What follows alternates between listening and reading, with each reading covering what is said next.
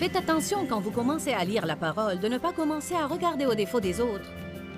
Et laissez la parole devenir comme un marteau qui s'attaque à leurs défauts pour les en libérer. Priez pour eux et faites confiance à Dieu de faire les changements nécessaires au moment convenable. Restez avec nous dans Jouissez de votre vie.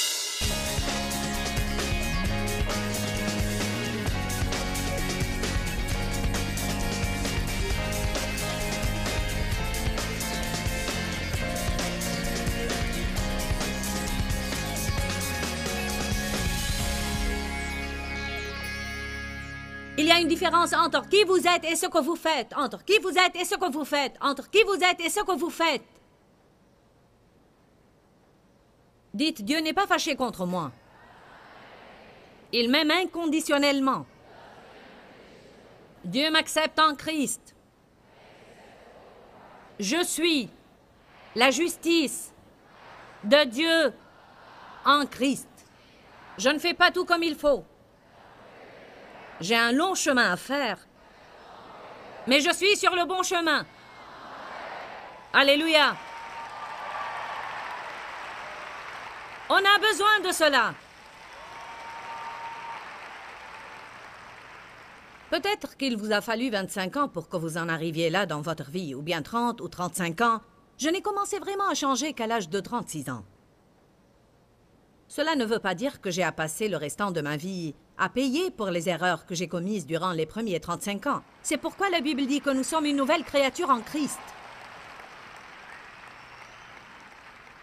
Quand Dieu me montre un de mes défauts, je peux voir cela comme un acte d'amour. La Bible nous dit que Dieu nous montre tous nos défauts, et cela parce qu'il nous aime.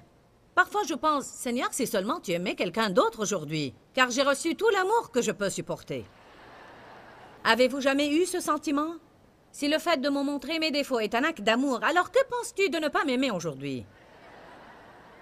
Dites-moi, avez-vous jamais eu ce sentiment? Avez-vous jamais senti comme si personne n'avait plus de défauts que vous? L'avez-vous senti? On a tous ce sentiment. Sauf Dave et ma fille aînée. Ils ne l'ont pas. Je plaisante. Je plaisante seulement, je plaisante. Il ne faut pas que nous perdions l'équilibre. Il faut que nous nous examinions nous-mêmes sans pour autant nous juger. Ne soyez pas le juge et le jury. Ce n'est pas étonnant que juger les autres est un péché horrible, selon Dieu, parce qu'il ne veut pas que nous jugions les autres. Ce n'est pas à nous de faire cela. Et il ne veut pas non plus que nous nous jugions nous-mêmes. Lisons le passage 1 Corinthiens 11, 31. Si nous nous examinions nous-mêmes, et nous discernions nos défauts et reconnaissions qui nous sommes, nous ne tomberions pas sous le jugement divin. Si nous nous examinions nous-mêmes, et nous permettions à Dieu de nous convaincre, et nous prions pour qu'il nous change, le Seigneur n'aurait pas à faire tomber sur nous son jugement divin, qui vient souvent sous forme de discipline et de châtiment. En d'autres termes, si on reconnaît nos défauts, et on permet à Dieu de nous changer, alors il n'aura pas à nous confronter sérieusement comme il aura finalement à faire, car on n'écoute pas. Salut. Vous avez l'air très innocent. Verset 32. Mais les jugements du Seigneur ont pour but de nous corriger et nous châtier, afin qu'on ne soit pas condamné et jugé par le jugement éternel avec le reste du monde. Dieu veut nous dire des choses, et il veut qu'on fasse des changements basés sur sa parole. Mais si on ne le fait pas, il touchera alors à nos circonstances. Il ne le fait pas parce qu'il nous hait, il le fait parce qu'il nous aime. Alors mieux vaudrait que vous vous humiliez, comme la Bible dit, plutôt que de porter Dieu à vous humilier. Maintenant, allez à 1 Corinthiens 4, verset 2. Paul avait une bonne attitude. L'apôtre Paul avait une très bonne attitude.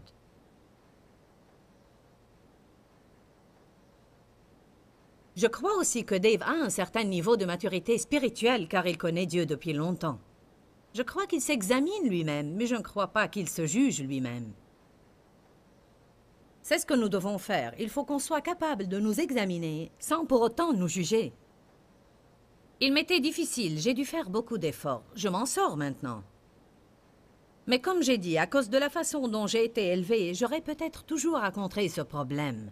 Ma fille a une personnalité perfectionniste. Elle aura peut-être toujours rencontré ce problème parce qu'elle aime réellement être parfaite en tout, toujours.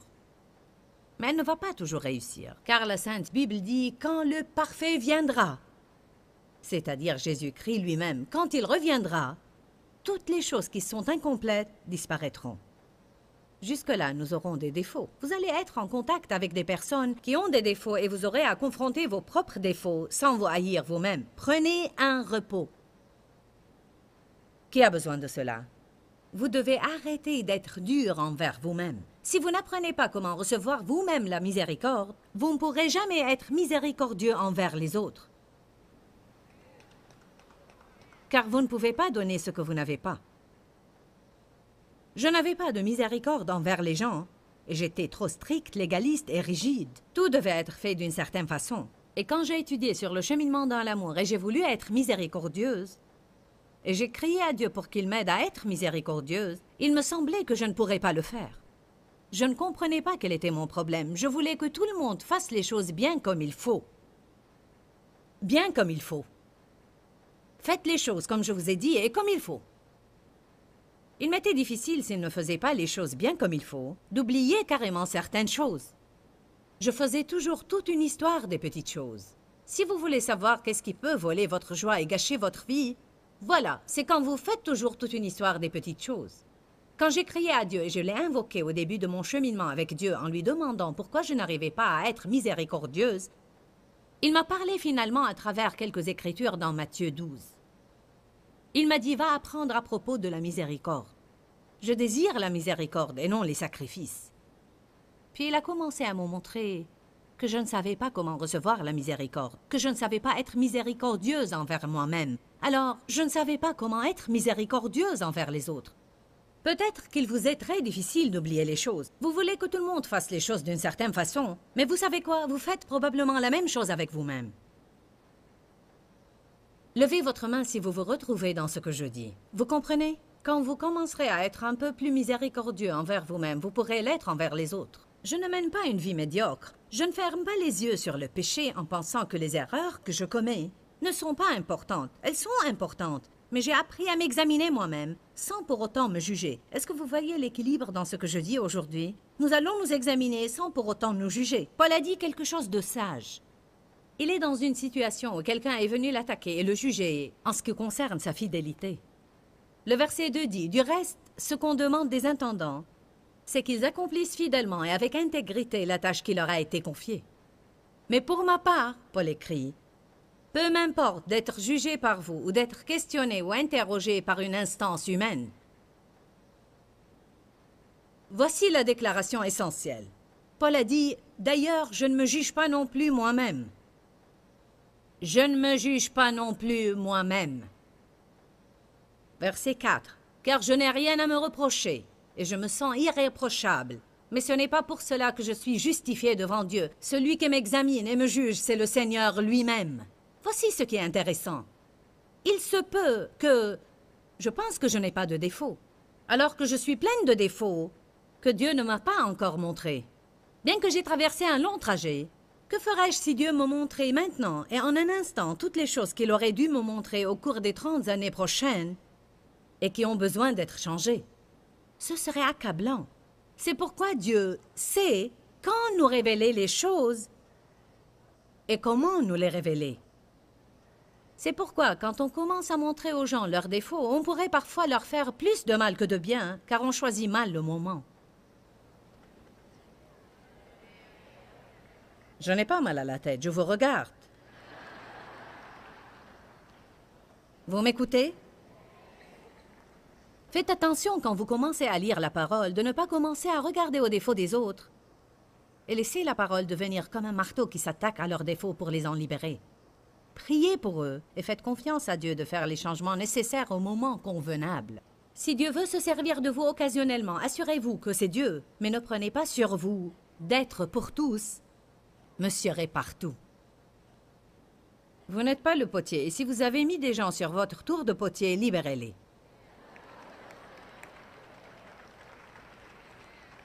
On pense, je ne te supporte plus, tu dois changer ou je ne pourrai plus te supporter. Et vous qui vous supporte?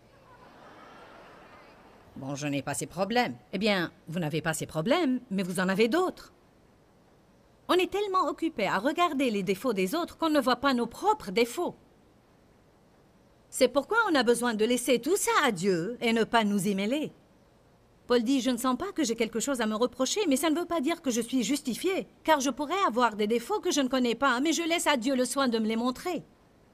Alors, vous examiner vous-même ne veut pas dire partir en expédition, et cela pour pouvoir découvrir tous vos défauts. Mais il veut dire se tenir dans la présence de Dieu et dire, Seigneur éternel, montre-moi toutes les choses que tu veux me montrer. Vous entendez un enseignement et vous dites, Seigneur, je reçois cela pour moi-même. Montre-moi tout ce que tu veux me montrer par cela. Mais cela ne veut pas dire que vous avez à vous sentir coupable. Vous devez vous réjouir d'avoir découvert des vérités que vous ne connaissiez pas auparavant. Et maintenant, vous pouvez passer au niveau suivant de victoire. Allez, alléluia.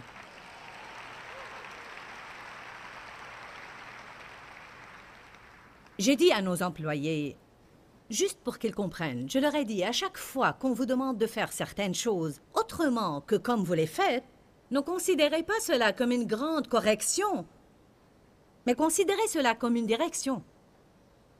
Tout ce que Dieu essaye de faire, c'est nous garder sur le chemin étroit pour qu'on puisse recevoir les bonnes choses qu'il nous a réservées. Ne vous sentez pas mal dans votre peau à chaque fois que le Seigneur vous montre un de vos défauts, mais réjouissez-vous et dites « Ah, alléluia !» Maintenant, cela peut changer. Maintenant, je peux présenter cela auprès de Dieu et m'accorder avec lui, et il va pouvoir me libérer. Mais pendant que vous changez, ça va si vous jouissez de votre vie. Pendant que vous changez, ça va si vous jouissez de votre vie. Pendant que Dieu change vos enfants, ça va si vous jouissez de votre vie. Pendant que Dieu change votre époux, ça va si vous jouissez de votre vie. Pendant que Dieu change vos circonstances, ça va si vous jouissez de votre vie, car votre joie en dit plus à Dieu que votre dépression.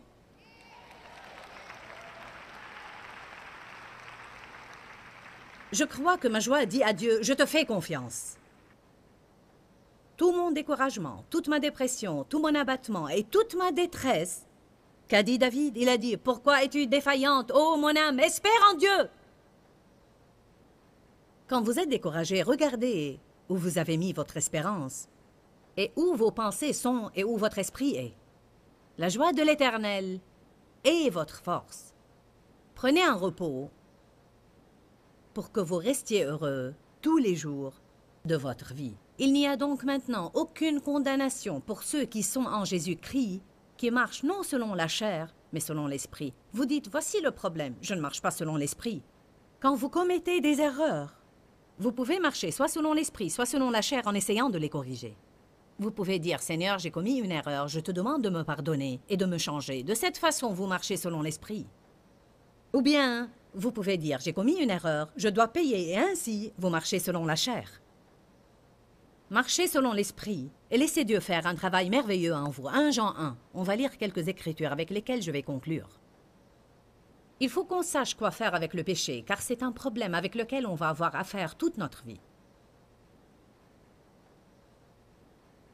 Quand David avait péché avec Bathsheba et était resté 1 an sans se repentir, le prophète Nathan est venu à lui pour lui transmettre des paroles de correction. Il a réalisé alors son état. Le psaume 51 note la prière de David, dans laquelle il dit le suivant, « Rends-moi la joie de ton salut. » Il avait perdu sa joie, car il n'avait pas vécu droitement devant Dieu. Mais quand il a réalisé son péché, il s'est repenti et a repris sa joie. Parfois, quand vous perdez votre joie et vous ne savez pas ce qui ne va pas, je crois que vous devez demander à Dieu de vous montrer les erreurs que vous ne voyez pas. Et quand il le fait, vous vous repentez et vous reprenez votre joie. Est-ce que vous croyez cela? On tombe dans les mauvaises habitudes. On pourrait maltraiter quelqu'un, ce qui attriste le Saint-Esprit.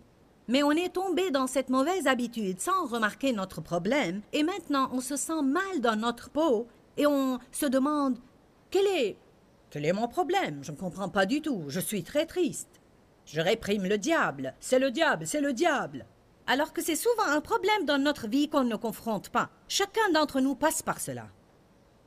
Chacun d'entre nous passe par cela. Dave est passé par cela, et je ne vais pas vous dire quelles étaient les circonstances. Mais il ne se sentait pas bien dans sa peau. Il a dit qu'il y avait quelque chose qui ne va pas dans son fort intérieur. Et qu'il était tellement triste qu'il n'est pas allé à la réunion ce soir-là. Et quand je suis rentrée, il m'a dit qu'il a découvert son problème et que Dieu lui avait montré quelque chose qui avait besoin de changer dans sa vie. Il ne s'est pas lamenté sur cela le reste de sa vie. Il a juste reçu une parole de Dieu, il a prié, il s'est repenti en demandant à Dieu de le changer. Et le jour suivant, il a totalement repris sa vie normale. Je crois de tout mon cœur que c'est ce que Dieu veut qu'on fasse. Je ne crois pas qu'on doit prendre une attitude désinvolte envers nos problèmes. Il n'a pas dit « Bon, tu sais, j'ai un problème, et alors ?» Il a regretté, il s'est repenti, et il a fait des études sur ce sujet. Il a pris une nuit pour faire des études sur ce sujet, et il a cherché des livres pour le faire, mais il a continué sa vie normalement. Et je ne l'ai jamais vu se lamenter sur ce sujet depuis cette nuit-là. Mais moi, j'étais le contraire. Si Dieu m'a montré quelque chose qui n'allait pas en moi, j'avais à tomber dans la dépression, le découragement et l'apitoiement sur moi-même. J'ai beaucoup de problèmes, je sais, je ne vais jamais changer. Pourquoi j'ai tous ces problèmes dans ma vie? Et je fais toujours... Je vais vous dire quelque chose d'important. Non seulement Dieu en a marre d'entendre cela, mais aussi les personnes qui vous entourent.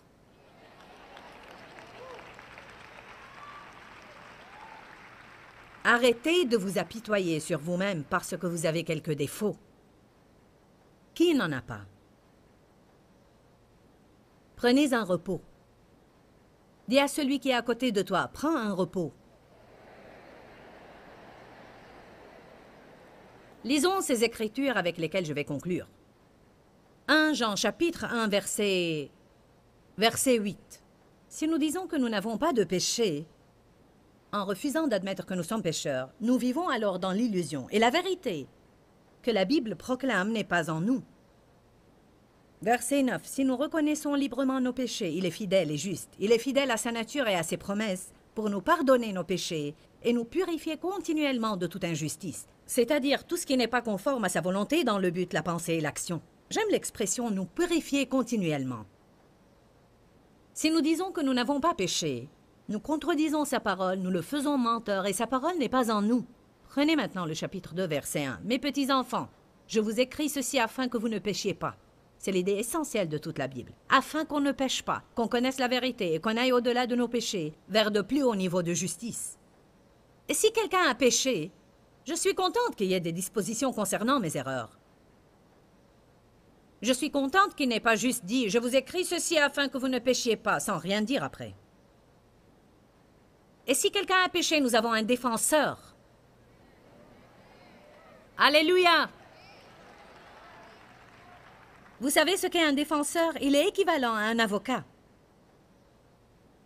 Satan est notre adversaire. Il est l'accusateur des frères. Mais Jésus est notre défenseur.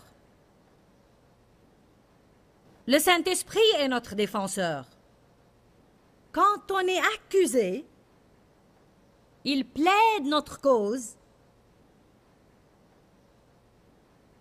car on est en relation avec Jésus. Il se tient auprès de la cour de la justice et dit « Oui, oui, ils sont coupables, mais j'ai pris leur péché. Oui, ils sont coupables, ils méritent la punition, mais j'ai pris leur péché sur la croix depuis 2000 ans. Tu n'as pas à les condamner, tu n'as pas à les punir, car j'ai déjà payé pour leurs péchés. Ils sont à moi et c'est à moi de m'occuper d'eux. À faire rejeter. »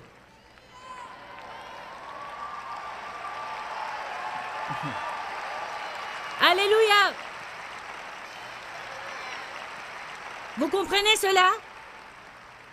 On voit beaucoup de procès sur la télé aujourd'hui et vous regardez toutes ces personnes qui sont accusées d'avoir commis des crimes et qui passent en jugement et on présente toutes les preuves de la part des deux parties. L'adversaire essaye de les mettre en prison à vie alors que le défenseur essaye de prouver qu'ils sont innocents et les arguments viennent de part et d'autre. Je crois que dans la cour spirituelle de la justice, cette même scène se déroule entre l'ennemi et Jésus et le Saint-Esprit, et Dieu est assis sur son trône de jugement et les arguments viennent de part et d'autre. Vous regardez ces gens. Avez-vous jamais regardé ces procès? Vous regardez ces accusés. Et quand le verdict tombe, et le juge tient le marteau, non coupable! Ah! Ouh! Ils se font alors des accolades et se réjouissent. Ne perdez pas la joie de votre salut. Je suis sûre que presque tous ceux qui nous regardent aujourd'hui ont apprécié notre message, car on aime tous l'idée de prendre un peu de repos. Parfois, on est très dur envers nous-mêmes et on a un sentiment de culpabilité à chaque fois qu'on commet une petite erreur. Alors, nous voulons que vous jouissiez de votre vie, car Jésus est mort pour que vous jouissiez de votre vie. Et vous faites cela en arrêtant de vous condamner vous-même. Vous savez, je pense à Éphésiens 3:20. C'est l'une de mes écritures préférées avec laquelle je veux conclure. La Bible dit que Dieu peut faire infiniment, extrêmement et abondamment au-delà de tout ce que nous osons souhaiter, demander et penser, et cela par sa puissance qui agit en nous. Je crois que Dieu veut faire plus pour vous que ce que vous avez demandé, et je vous encourage à être plus audacieux dans vos prières, à oser demander, à être plus agressif et à vous approcher avec assurance du trône et demander à Dieu de faire des choses merveilleuses pour vous, car je crois qu'il attend pour accomplir cette écriture dans votre vie. Que le Seigneur vous bénisse et à très très bientôt. Dis-leur que je les aime. Dans ce livret, Joyce Meyer donne une révélation de l'amour de Dieu pour nous. Pour obtenir ce livret gratuitement, écrivez-nous à Joyce Meyer, boîte postale 40095-6300, Larnaca, Chypre. Ou bien visitez notre site web www.joycemeyer.org/fr.